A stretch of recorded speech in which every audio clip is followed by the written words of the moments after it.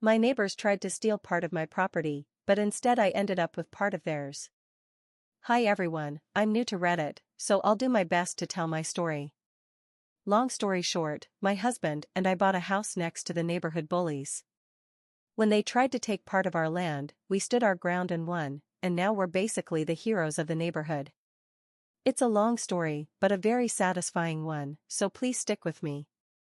First, a bit of background. My husband and I bought our house on a 1/3 acre lot about 9 years ago. At the time, we were just a few months away from getting married, and it was an incredibly exciting moment for us. On the day we officially took possession, we picked up the keys from our lawyer and drove to the house. We got out of the car and stood for a moment in the driveway, holding hands and admiring our first home together. That's when an older man, probably in his mid to late 70s, suddenly ran out of his house to greet us. Apparently, he had been waiting for us all day. Out of breath, he immediately started telling us about all the problems the previous owners had had with our house. To be honest, it completely ruined the moment.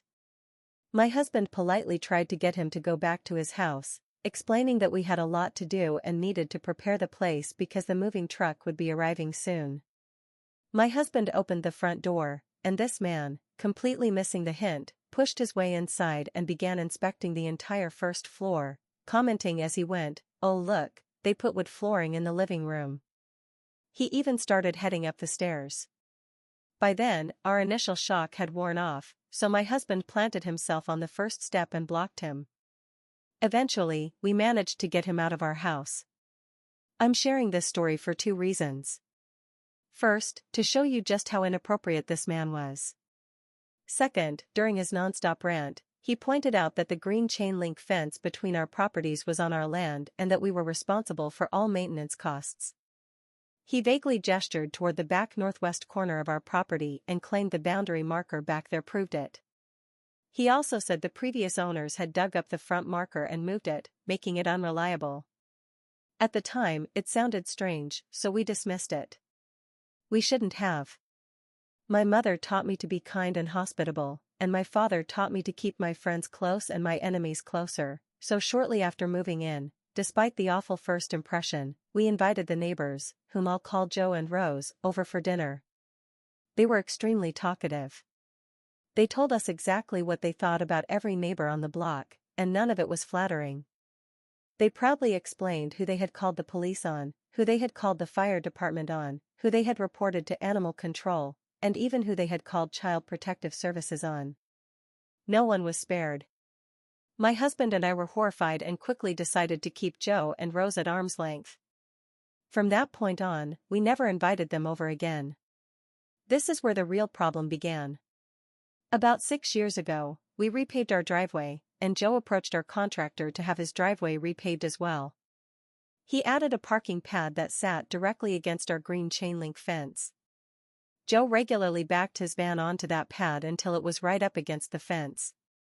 In May of 2017, Joe accidentally drove into the fence, bending 2 posts and tearing a section of the chain link.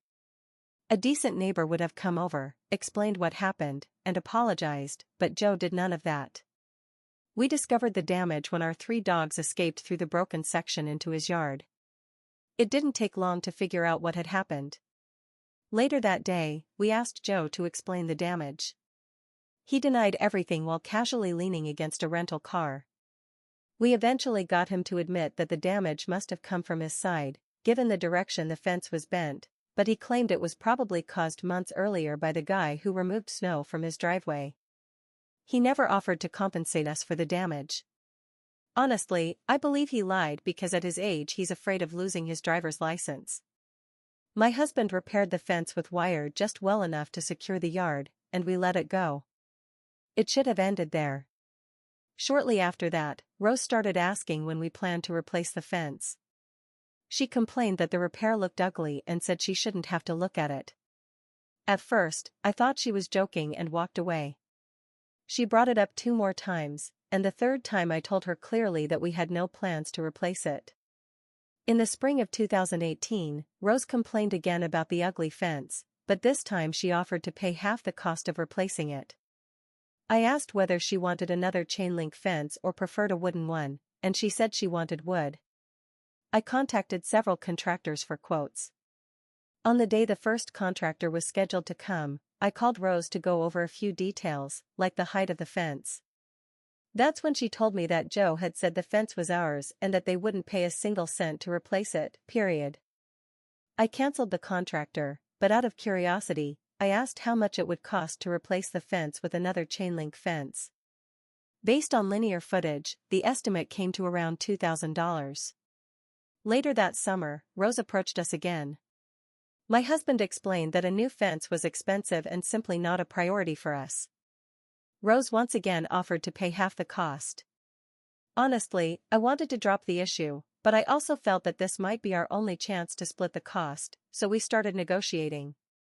We wanted a fence nearly 2 meters tall, while they wanted one only about 4 feet high, and we compromised at roughly 1.5 meters. It would be wooden and match the style of the new fence we had already built at the back of our property. We also discussed whether the fence should be placed directly on the property line or where the existing fence stood. I preferred keeping it where the old fence was, but we eventually gave in. According to the rear boundary marker, the existing fence was about 30 centimeters inside our property, and Joe already struggled not to hit it. If we moved it outward, he would almost certainly hit it again. We also wanted to install 4 glass panels at the back of the fence so we could continue enjoying the view of the ravine beyond Joe's property, the same view we'd had with the chain-link fence. They agreed reluctantly and even moved the placement of a new shed they were installing so it wouldn't block our view through the glass. They agreed to pay us $1,000, and we decided to take the risk and upgrade to a wooden fence. To keep things brief, Rose hated the new fence. She said it was ugly, declared that they would not pay what had been agreed, and also said they would no longer allow us to install the glass panels. According to her, the ravine view belonged to them and we had no right to it. They planted a hedge on their side of the fence and a blue spruce tree to block our view. At that point, Rose began a full-on yelling campaign that consisted of things like, "The fence is ugly, we shouldn't have to look at this damn ugly fence, don't look over here, look away, the damn view is ours." Every time we went into our backyard, she screamed at us. We tried to bite our tongues, but it was difficult. On one occasion, Rose was yelling at my husband while leaning against our new, still unfinished fence. He asked her to step back because she was standing on our land, between the fence and the property line. She flew into a rage and screamed that she owned the land on her side of the fence by adverse possession. From then on, she shouted it constantly, "Adverse possession, adverse possession, adverse possession." We started avoiding going into the backyard whenever they were outside. One day, the fence contractor arrived to work. We saw him park out front and went into the backyard to greet him through the side gate. Joe and Rose immediately started yelling their usual complaints, and Rose added lies about our contractor, claiming he didn't know what he was doing, that he had built an ugly fence, and that he was messy and left wood and tools on her property. My husband had finally had enough and snapped. He told Rose to shut up and called her a liar.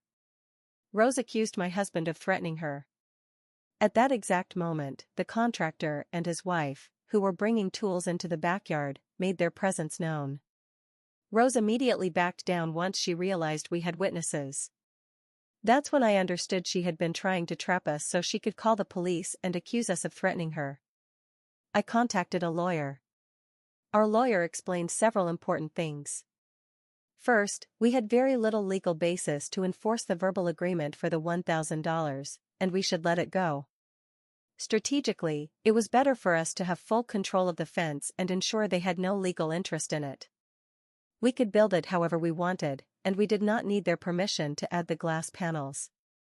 Second, they had no grounds for an adverse possession claim. Our properties were registered under the land title system by the developer before the houses were built. In our province, properties registered under the land title system with a surveyed plan are not eligible for adverse possession under Chapter L5 of the Land Titles Act. The lawyer also explained that yelling over the fence that you own land does not make it so. They would have to go to court to claim it. Third, yelling over the fence is an offense, more specifically a private nuisance, and we should call the police. The police would de-escalate the situation. Fourth, claiming ownership of a view is simply ridiculous. Those were the lawyer's words, not mine. We responded in two ways. First, we sent the neighbors a letter explaining that they did not own the land on their side of the fence and included proof from the land registry along with the relevant legal provisions. We explained that if they stepped onto our land, they would be trespassing, and we made it clear that from that point on, we would have zero tolerance for verbal abuse. Second, we called the non-emergency police line. This made me sad because I had never called the police on anyone in my life. When they arrived, they spoke to us first. We explained that we simply wanted the neighbors to stop speaking to or yelling at us, our family, or our contractors. They asked what kind of things were being yelled at us, and I understand why they were skeptical. When we told them, they literally rolled their eyes.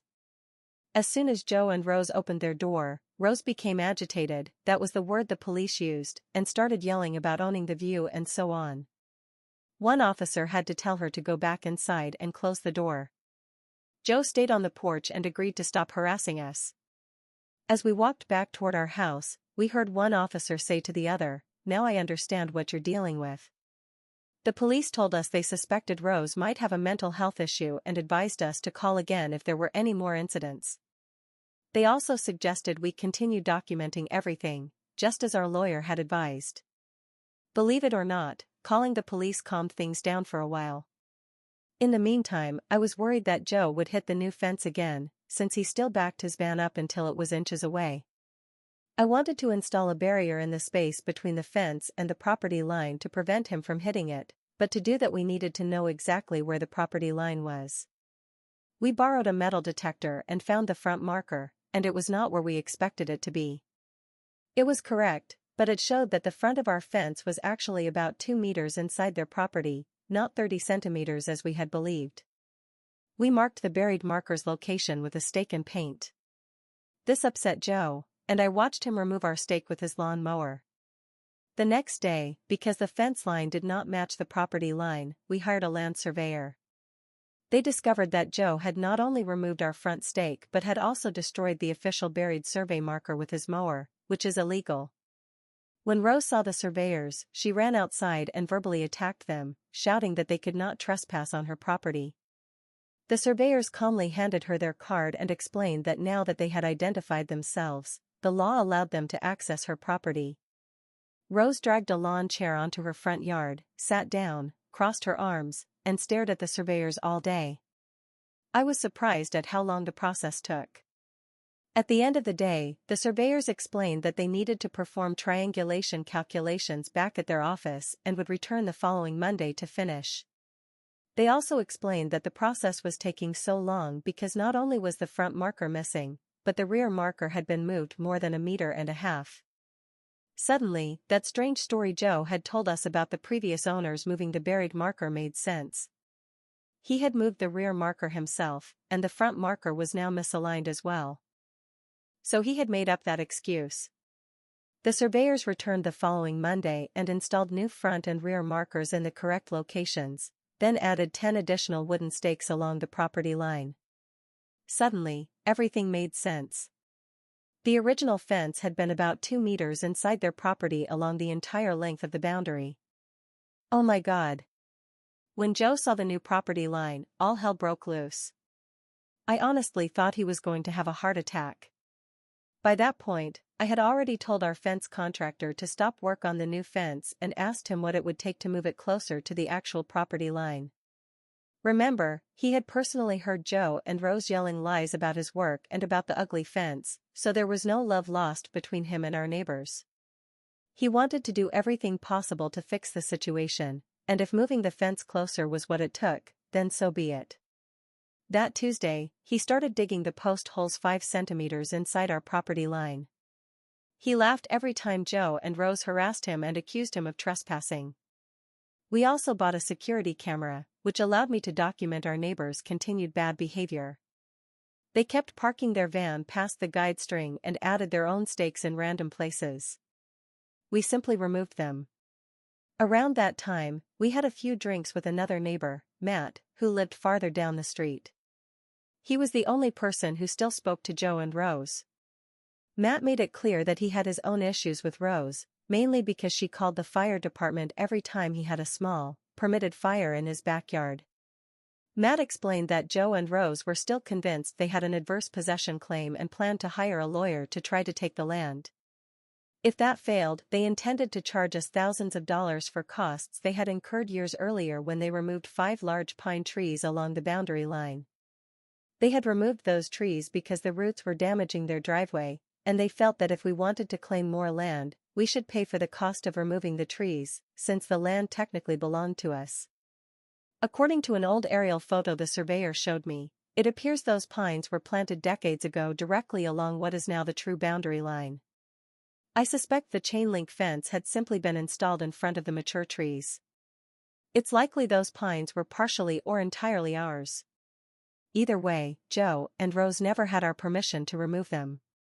Not only were we not obligated to pay that cost, but we would have had a perfect counterclaim for damages if they tried, for the unauthorized removal of the trees.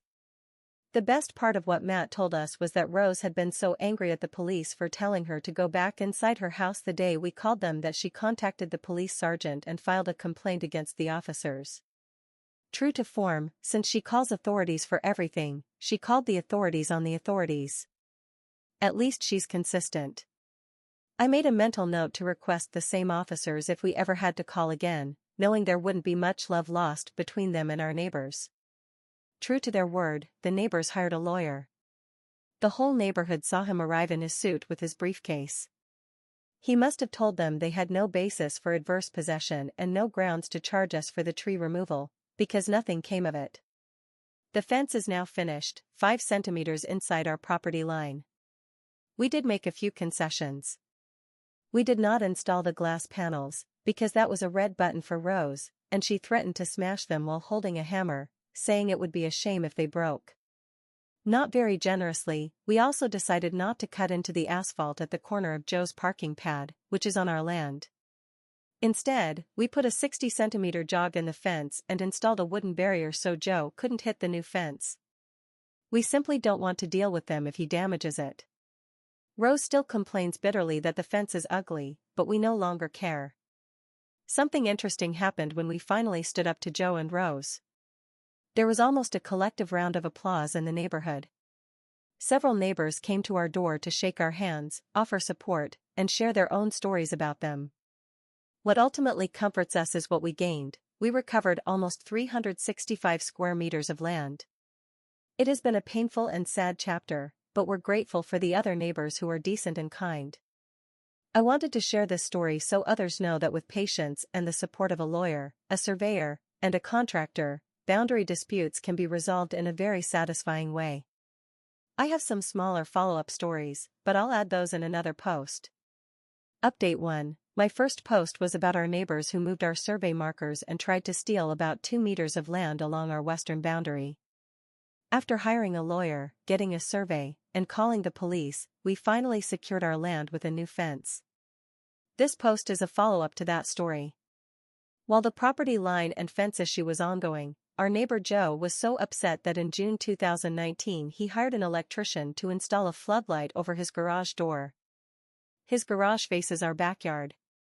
That light is incredibly bright, ridiculously bright, and it shines directly into the window of our family room. It actually pointed straight at our television, and we had to move the TV up over the fireplace and into a corner just to be able to watch it when the light was on. I know he did it purely out of spite. How do I know? My home office window faces his driveway, and I heard him tell the electrician to aim the light directly at our windows. I chose not to sink to his level. So we moved the TV and let it go, but I did start documenting whenever the light stayed on for hours, far longer than you'd expect from a motion sensor.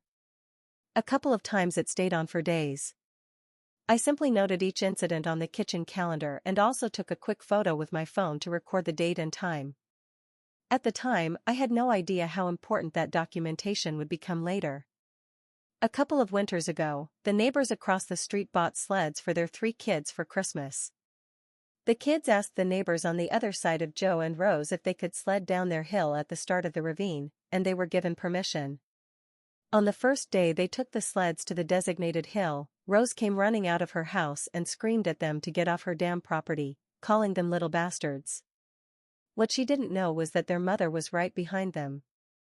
First, the kids weren't even on Joe and Rose's property, they were on the neighbor's land. Second, nobody yells at her kids or calls them little bastards.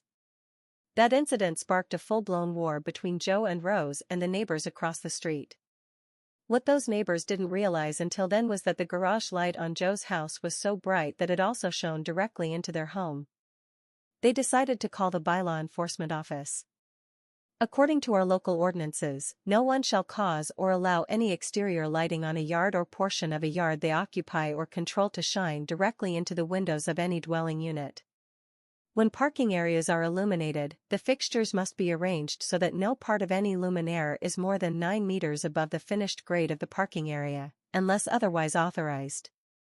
The luminaires must also be designed and installed so that the light is directed downward and away from adjacent lots, roads, streets, and dwelling units. We had deliberately avoided calling bylaw enforcement ourselves, but we knew that once they were contacted, Joe and Rose would assume it was us. We decided to contact the office as well and share our experience. By that point, I had documented 29 incidents since the light was installed. I put all of this into a PowerPoint presentation with photos stamped with the date and time, so that when the inspector spoke to Joe and Rose, he could say there had been multiple complaints. The bylaw inspector was quite receptive and quickly told me that he had already spoken with Joe, who promised to change the bulb and aim the light downward. A month later, I filed a second complaint with 4 additional documented incidents and explained that the light was just as intense and still hadn't been lowered. The inspector asked if I could show him in a photo what we experienced in our family room when the light was on. The next time it turned on, I turned off the lights in our living room and took a photo. You could clearly see the light pouring into the room, illuminating the ceiling and the fireplace. With that evidence, he contacted them again. When he updated us, he told us to keep informing him if it continued. About 6 weeks later, I filed a third complaint with 4 more documented incidents. Our last update from the inspector was this: Joe and Rose had been told to disable the light, and any further complaints would result in a $250 fine.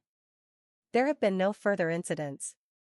Joe is extremely cheap and doesn't want to pay fines or risk a lien being placed on his property. As a side note, Rose also has an issue with us over our back fence. Since we installed it, it measures over 2 meters tall, and she insists it should be under 2 meters. She constantly tells us to cut 30 centimeters off it. Instead of explaining why it's over 2 meters, I usually just ask her why it matters. It doesn't affect her property, she's just nosy. The truth is that according to the bylaws, the maximum height between 2 residential properties is under 2 meters. However, the property behind mine is not residential, it belongs to the municipality. Before installing the fence, we went to the bylaw office and confirmed that the maximum permitted height was 2.4 meters. So with just over 2 meters, I am perfectly within what's allowed, but why should I have to explain that to her when it's none of her business? The inspector mentioned that every time he contacts her about the light, she brings up the height of our fence, and he and I both laughed about it. Update 2. I have quite a lot to share because time has flown by since I last posted here. My current motto, after reading some of the comments, is that good fences make good neighbors, bad neighbors make good fertilizer. That isn't what happened with them, although I've had to restrain myself.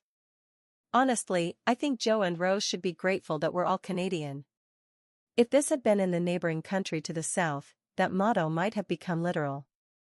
I thought the light situation was over, because for weeks Joe didn't turn it on again, clearly afraid of paying another $250 fine. That lasted until one day it came back on and stayed on again, even though no one was using the garage. I started documenting it again, but before I could file another complaint, someone with an extremely accurate rock throw managed to disable the light completely. It wasn't us, but Joe is convinced it was one of the neighborhood kids, or at least that's what he claimed the next time I filed a complaint and the inspector returned. They were issued another fine, this time for $425. The most interesting part was hearing Joe from my side of the fence arguing that he didn't have to pay because someone had vandalized his light. The inspector calmly explained that even if that were true, he had still violated the regulations. The inspector then came to my house and asked about my security cameras. I told him I had already checked them and that at the time Joe claimed it happened, the cameras weren't recording, which was true, and I also said I wouldn't be showing them unless there was a warrant. The inspector seemed exhausted by Joe and simply told him that he could file a complaint and request access to my footage, but that he would probably need to hire a lawyer. Between the original $250 fine and the new $425 one, that was $675, so he must have decided it wasn't worth replacing the light. He did file a police report, but I showed the cameras to the police, there was nothing on them, and that was the end of it. Things were quiet for us for a while, though not for everyone else. There were many smaller stories involving Joe and Rose during that time, but the most disturbing involved a child and his dog. The child often played with his dog in the backyard of a neighbor who didn't mind. That yard has trees and all kinds of obstacles that are perfect for the dog's exercise, so the boy was often there.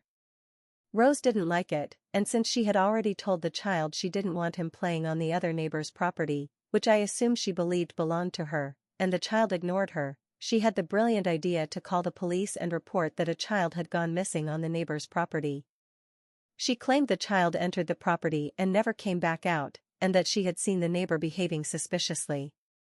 The police arrived, reviewed the neighbor's security cameras, quickly saw that there was no missing child, and then went to the parents' house, where they found the kid watching TV and eating. She only received a warning for making a false report because she argued that she reported what she thought she saw and might have misunderstood. My story with them finally came to an end when, a little under a month ago, they moved away. They put their house up for sale, which still hasn't sold, loaded their belongings onto a truck, and left.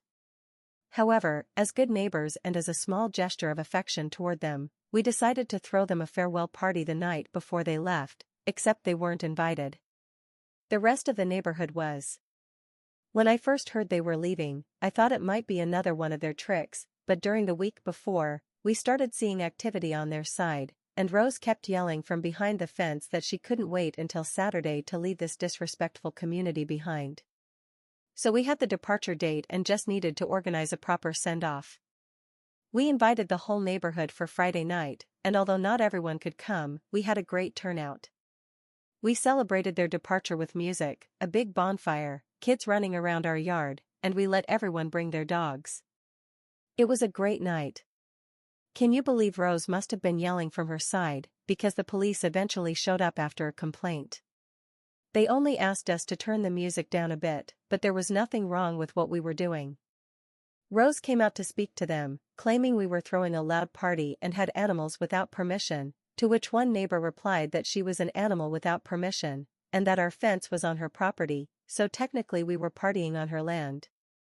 The officers must have been familiar with Joe and Rose, because they didn't comment on that or ask if it was true. They simply asked whether she was invited to the party. We said no, and they told her to leave, since we had already agreed to lower the music and it was at a reasonable level.